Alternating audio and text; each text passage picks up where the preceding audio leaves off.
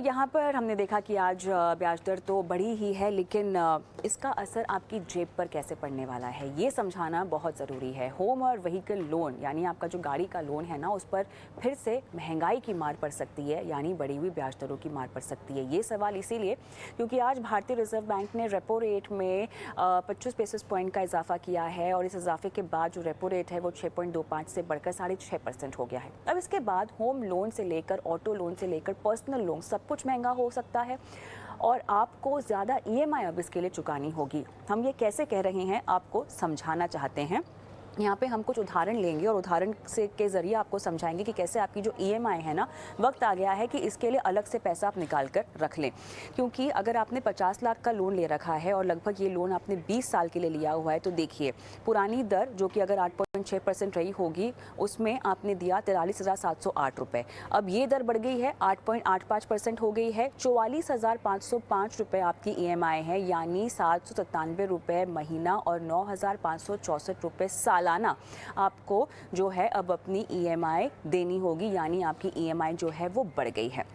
आगे हम बढ़ेंगे और पर्सनल लोन की हम बात करते हैं। बहुत सारे लोग पर्सनल लोन लेते हैं और अगर आपने 7.5 लाख का पर्सनल लोन लिया हुआ है 5 साल के लिए, पुरानी दर आपकी 10.9% थी, बढ़कर अब हो गई है 11.15%।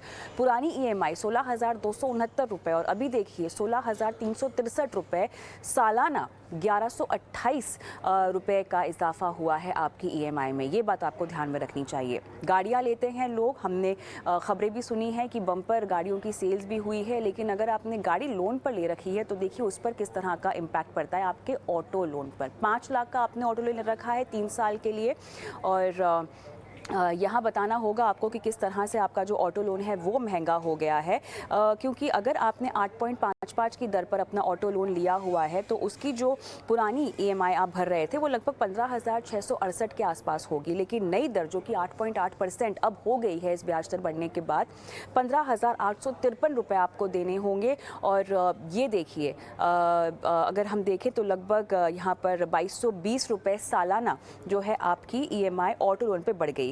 अब इतना ही नहीं, हम आपके लिए एक और बेहद ख़ास कैलकुलेशन लेकर आए हैं और हम आपको बताना चाहेंगे कि पिछले साल के मुकाबले हमने एक अनुमानित आकलन किया है कि पिछले साल के मुकाबले अगर देखा जाए तो आपकी होम लोन और आपकी ऑटो लोन कितनी बढ़ गई है। 50 लाख का आपने होम लोन ले रखा है, अप्रैल 2022 में 38,018 अगर आप हर महीना दे रहे थे, तो उसमें अब इस रेट हाइक के बाद जो इजाफा हुआ है उसमें 45,793 रुपये आपको हर महीना देना होगा। 7,775 रुपये हर महीना जो है आपकी ईएमआई बढ़ गई है। ये 1 साल का अंतर हम आपको बता रहे हैं। बात हो गई होम लोन की। आगे बढ़ेंगे और यही कैलकुलेशन जो है, यही अनुमानित आकलन जो है हम ऑटो लोन का भी करेंगे और वो आपको बताएंगे कि उसमें 1 साल में कितना इजाफा हुआ है। देखिए 25 लाख का, अभी 25 लाख की भी होम लोन की बात कर लेते हैं, जहाँ पर 3,897 रुपये हर महीना आपकी ईएमआई बढ़ी है। अगर 19,000 रुपये आप पिछले साल अप्रैल में दे रहे थे तो 22,897 रुपये आप देंगे इस रेट हाइक के बाद। आगे हम बढ़ेंगे और अगला ग्राफिक्स हम पेश करते हैं ऑटो लोन का, जहां पर आपको बताते हैं कि सालाना अनुमानित आकलन जो है वो किस तरह से बैठ रहा है। तो देखिए 5 लाख का आपने ऑटो लोन लिया 3 साल के लिए, 15,807 रुपये आप देख रहे थे पिछले साल अप्रैल में, 16,393 रुपये आप दे रहे हैं इस रेट हाइक के बाद। 586 रुपये हर महीना आपकी ईएमआई बढ़ गई है। ये अनुमानित आकलन हमने आपको पेश किया है, यानी 6वीं बार लगातार जो ब्याज दरें बढ़ी है, पिछले साल के मुकाबले काफ़ी इजाफा हो गया है आपकी ईएमआई में। लेकिन अब सवाल यहाँ पर ये उठता है कि इतनी जो ब्याज दरें बढ़ी हैं, उसके बाद बैंक्स ने जो है आपको शुरुआत में विकल्प दिया था कि अगर आप अपनी ईएमआई की राशि का बोझ नहीं उठाना चाहते हैं तो आप अपनी लोन की जो अवधि है उसे बढ़ा कर दीजिए। लेकिन अब वो ऑप्शन भी, वो विकल्प भी बहुत सारे बैंक्स नहीं दे रहे हैं। तो आप करेंगे क्या, एक कर्जदार करेगा क्या? इसी पर विस्तार से बात करते हैं। इस पूरे समीकरण को हम समझने की कोशिश करते हैं। आपके लिए सही रणनीति क्या होगी अगर आपने एक होम लोन ले रखा है, कार लोन ले रखा है, पर्सनल लोन ले रखा है? Ratan Chaudhary, head of home loans Paisabazaar, और Shanti Tukar, CFO of paints business Grasim industries हमारे साथ जुड़ गए हैं। साथ ही फाइनेंशियल किताबों के लेखक भी हैं। आप दोनों का स्वागत है हमारी इस बेहद खास पेशकश में। तो रतन, मैं आपके पास ही आऊँगी। हमने ग्राफिक्स के ज़रिए दर्शकों को बताया कि किस तरह से जो ब्याज दरें लगातार बढ़ी हैं, उसमें पिछले साल के मुकाबले इस साल उनकी जो होम लोन की बात हो, ऑटो लोन की बात हो, पर्सनल लोन की बात हो, सब में बढ़त हो गई है। ठीक है, जेब पर अब ये चीज़ें भारी पड़ने लगी हैं और कई सारे बैंक, रतन आपको भी पता ही होगा कि जो पहले टेन्योर बढ़ाने का ऑप्शन दे रहे थे, वो अब उन्होंने देना बंद कर दिया है। यानी अगर आप एक कर्जदार हैं, आपके ऊपर अगर होम लोन है या इस तरह का कोई भी लोन पोर्टफोलियो है, तो आपको अब ज़्यादा ईएमआई चुकाकर ही छुटकारा पाना होगा। अब छठवीं बार लगातार ये ब्याज दरें बढ़ी हैं। अब डेटा ही बताएगा कि आने वाले वक्त में बढ़ेगी कि नहीं बढ़ेंगी, लेकिन जो लोन बोरोवर है वो क्या करे रतन, उनके लिए क्या उपाय हैं मौजूद? कि अभी ईएमआई चल रही है और उनको अभी अगर बिल्कुल ऐसा कहें कि अगले 3 महीनों में उन्हें ईएमआई कम करने की ज़रूरत है और उनका जो अभी का जो बैंक है, वो उनकी अवधि बढ़ाने को बिल्कुल तैयार नहीं है किसी भी कारणवश। तो मेरा सुझाव यह रहेगा कि बैंक के लोन ट्रांसफ़र के ऑप्शंस हैं, ये विकल्प है हमारे सारे कस्टमर्स के पास, जो कि दूसरे बैंक में अपना लोन ट्रांसफ़र करवा सकते हैं और जो बेस्ट इंटरेस्ट रेट है उनके सिबिल स्कोर के बल पर वो बेस्ट इंटरेस्ट रेट वो ब्याज दर अवेल कर सकते हैं और इसमें क्या होता है कि जो नया लोन होगा, उसमें फिर से वो 20 साल या 25 साल या किसी भी बैंक में 30 साल तक का लोन ले सकते हैं और ईएमआई कम करवा सकते हैं। तो यह एक विकल्प जो है हमारे सारे उपभोक्ताओं के पास अभी भी मौजूद है। अगर उनका करंट बैंक जो है, जो अभी उनकी अवधि बढ़ाने को तैयार नहीं है और ईएमआई कम करने को तैयार नहीं है। चलिए, यहाँ पर चर्चा को आगे बढ़ाते हैं और शांति जी से मुझे ये समझना होगा, क्योंकि फाइनेंशियल प्लानिंग के भी आप गुर सिखाते हैं लोगों को, कि एक तरफ तो महंगाई बढ़ रही है, ठीक है, दूसरी तरफ आपने हो सकता है कि अपने खर्चे कम करने की कोशिश की हो, क्योंकि ऑलरेडी आपको बढ़ती महंगाई परेशान कर रही है, अब उसमें ये बढ़ी हुई ईएमआई। किस तरह से पैसे निकाले जाएं, किस तरह से प्रीपे करने की कोशिश की जाए। बहुत सारे लोग गणित देते हैं कि आपको कोशिश करनी चाहिए कि हर साल 5 से 10% जो है, अगर आपके ऊपर कोई ईएमआई है तो उसको आगे बढ़कर कोशिश कर चुकाने की कोशिश करनी चाहिए। लेकिन इस तरह के माहौल में जहाँ पर सब तरफ से जो है एक आम आदमी पर महंगाई की मार पड़ रही है, शांति जी, कैसे राहत मिलेगी, क्या उपाय आप उनको सुझाते हैं? तो धन्यवाद कविता। बिफोर आई सजेस्ट कि कैसे इसमें राहत हो, एक मैं आपको इसका गणित सिंपल भाषा में समझाना चाहता हूँ कि जब इंटरेस्ट रेट बढ़ती है तो उसका इम्पैक्ट, जो कंपाउंडिंग इम्पैक्ट होता है, बहुत खतरनाक होता है। जो एक सिंपल अगर मैं उदाहरण लूँ आपका, कि 50 लाख का अगर आपका होम लोन है और अगर पहले आपने 6% पे लिया था और अभी 9% जैसे हो गई है, 3% अगर ब्याज रेट बढ़ गई, तो इसका इम्पैक्ट 3% नहीं होगा, आपका कैश फ्लो में उसका इम्पैक्ट 20 साल में 17.1% हो जाता है। You have to pay 17.1% more cash outflow to the bank और टू योर लेंडर। और इसको अगर हम दूसरी भाषा में समझें कि अगर आपने 1 रुपया आज इन्वेस्ट किया 20 साल के लिए और अगर 3% अगर आपका इंटरेस्ट डिफरेंशियल बढ़ता है, 6% की जगह अगर 9%, तो आपका जो पैसा 20 साल में 1 रुपया जो 36 रुपया बन सकता था, 36 रुपया 79 पैसा, वो 3% डिफरेंशियल से वो 51.16 गुना बढ़ जाता है। मतलब एक 3% का इम्पैक्ट 39% इम्पैक्ट आता है। This is the power of compounding and this is very very dangerous. तो हमें अपना कंपाउंडिंग इम्पैक्ट को कम कैसे करें, इसके लिए दो रास्ते हैं। हमको पहले ये देखना पड़ेगा कि अगर हमारा लोन टैक्स स्लैब में है, जो 2 लाख की गवर्नमेंट की छूट है, अगर इंटरेस्ट कंपोनेंट उसके अंदर है ईएमआई अमाउंट में, तब तक आपकी नेट इफेक्टिव टैक्स रेट फिर भी कम होती है। लेकिन अगर वो 2 लाख के ऊपर चला जाता है तो आपको उस पर कोई ब्याज की छूट नहीं मिलती।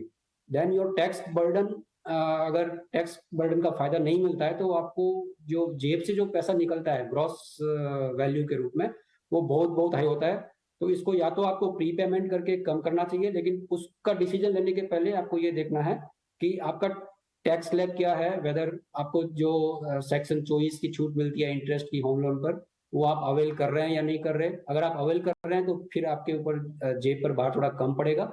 लेकिन अगर आप वो अवेल नहीं करते हैं या उस लिमिट के ऑलरेडी बाहर चले गए हैं, तो then you have to think of pre payment.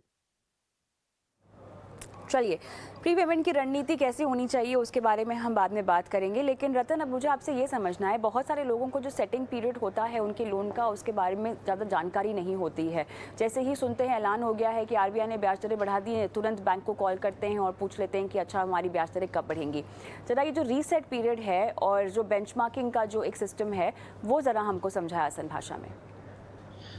तो हर बैंक के पास ये नियम होता है कि अगर आरबीआई ने अभी इंटरेस्ट रेट बढ़ाई है, तो उनके जो उपभोक्ता हैं उनको उनके जो ब्याज दर बढ़ेंगी उनके लोन पर, वो अगले 90 दिनों तक के बाद बढ़ाई जा सकती है। तो आज अगर आरबीआई ने आज अगर ब्याज दर बढ़ाई है, तो उपभोक्ताओं के पास 90 दिनों का समय है। 3 महीने बाद अगर इंटरेस्ट रेट रिवीजन होता है और उनकी अवधि नहीं बढ़ाई जाती है, तो ईएमआई 3 महीने बाद ही उनकी बढ़ी हुई आएगी। इन 3 महीनों का उन्हें कम्फर्ट बिल्कुल मिलेगा। अगर 3 महीने का समय है और 3 महीने में अगर वो अपना लोन किसी दूसरे बैंक में ट्रांसफ़र कर लेते हैं, तो बल्कि जो बढ़ी हुई ब्याज दर है, उसे वो अवॉइड कर सकते हैं और करंट रेट पे या कम रेट पे और लंबी अवधि पर अपनी ईएमआई को कम करके वो अपने लोन को ट्रांसफ़र भी कर सकते हैं। तो ये जो रीसेट पीरियड है, ये नॉर्मली 3 महीने का होता है और बैंक अपने उपभोक्ताओं का जो इंटरेस्ट रेट है, नॉर्मली 3 महीने पे ही रीसेट करते हैं। तो रतन, एक और चीज़ जो मुझे समझनी है, आपने कहा कि बैंक स्विच करने का एक विकल्प उनके पास होता है, लेकिन मौजूदा समय में, मौजूदा हालात में जब हम देख रहे हैं कि तमाम बैंक ही ब्याज दरें बढ़ा रहे हैं, ऐसे में स्विच करने के लिए किन किन बातों का ख्याल रखना होगा? बेस्ट रेट का विकल्प क्या अभी भी है आपके पास? देखिए, 2 चीज़ें हैं, पहले आपको देखनी पड़ेगी कि क्या आपका जो रेट है वो रेपो रेट से, क्योंकि रेपो रेट जो है एक्सटर्नल बेंचमार्किंग सिस्टम के तहत आती है और अगर बैंक ने आपका जो ब्याज दर है ऑलरेडी रेपो रेट से लिंक किया हुआ है, तो यह विकल्प बहुत ज़्यादा उपयोगी आपके लिए नहीं भी साबित हो सकता है, क्योंकि जो रेट पे आपका करंट लोन है, हो सकता है उस पे ही या उससे 5-10 पैसे के डिफरेंस पे ही नया लोन भी आपको ऑफर हो। लेकिन अगर आपका रेट बेस रेट या एमसीएलआर पे है, जो पुराने बेंचमार्किंग रेट्स थे, तो हो सकता है कि आपको ब्याज दर जो है उसमें ज़्यादा डिफरेंस देखने को मिले और आपकी ईएमआई ज़्यादा चेंज हो सकती है। लेकिन एक चीज़ को हम भूल जाते हैं या दरकिनार कर देते हैं कि जो अवधि बढ़ाई जा सकती है, यह ऑप्शन आपके पास हमेशा अवेलेबल होता है और अगर हर बैंक के जो प्रोडक्ट्स होते हैं वो डिफरेंट होते हैं। कोई बैंक 20 साल, कोई बैंक 25 साल, कोई बैंक 30-30 साल की भी अवधि देते हैं होम लोन में। तो अगर आप उन बैंक का चुनाव करते हैं जो कि 30 साल की अवधि दे सकते हैं और आप अगर योग्य हैं उसके लिए, तो आपकी ईएमआई बिल्कुल उससे कम हो जाएगी और मेरा सुझाव रहेगा कि आप बिल्कुल ज़्यादा अवधि लेके, अगर ईएमआई कम करनी है, ज़्यादा अवधि लेके और कम इंटरेस्ट पे आप स्विच कर लें और बाद में अपने लोन को पार्ट पे करके कम कर लें। शांति जी, अब जो लोन लेना चाहते हैं उन्हें आप क्या कहेंगे? क्या मौजूदा समय उनके लिए सही है लोन की अर्जी देने के लिए, या थोड़ा सा रुक जाना चाहिए? एक आध पॉलिसी का अनाउंसमेंट हो जाए, जब थोड़ा सा पॉज वाले मोड में आरबीआई आ जाए, तब उनको सोचना चाहिए अपने होम लोन या जो भी जिस भी तरह का वो लोन लेना चाहते हैं, कर्ज लेना चाहते हैं, इस बारे में निर्णय लेने का जो समय है क्या और टाल दें? मेरे विचार में अभी 1 या 2 इंटरेस्ट रेट हाइक और हो सकती है, बिकॉज अगर आप देखें global interest rate increase is a global phenomena. US, UK, European countries, Australia, everywhere all federal banks अपना अपना रेट्स बढ़ा रही है टू कंटेन द इन्फ्लेशन। तो इंडिया में भी अभी 1 या 2 रेट्स हाइक और होगी। हालांकि वो हाइक अब परसेंटेज टर्म्स में उतनी ज्यादा नहीं होगी जितनी पास्ट 5 या 6 बार हुई है। लेकिन अब अगर आप बोरो करना चाहते हैं होम लोन या व्हीकल लोन या पर्सनल लोन, तो मेरे ख्याल से आपको अभी वेरिएबल रेट पे करना चाहिए, ना कि फिक्स रेट में। बिकॉज फिक्स रेट में कर लिया तो आपकी जो बढ़ी हुई इंटरेस्ट रेट आपके लोन टेन्योर के ऊपर हावी रहेगी, फुल टेन्योर पर। और अगर आप वेरिएबल रेट पे करते हो तो जैसे ही ये इन्फ्लेशन कंट्रोल में आएगा और वापस इकोनॉमी जब डाउनवर्ड ट्रेंड में जाएगी और क्वांटिटेटिव ईजिंग चालू होगा, तब इंटरेस्ट रेट्स वापस गिरेगी और उस समय आपको वेरिएबल रेट ऑफ इंटरेस्ट पे अगर आपका लोन है तो आपको उस समय फायदा होगा। चलिए, समय समाप्त हो गया है, लेकिन बहुत बहुत धन्यवाद आप दोनों का, इतने विस्तार से आप दोनों ने दर्शकों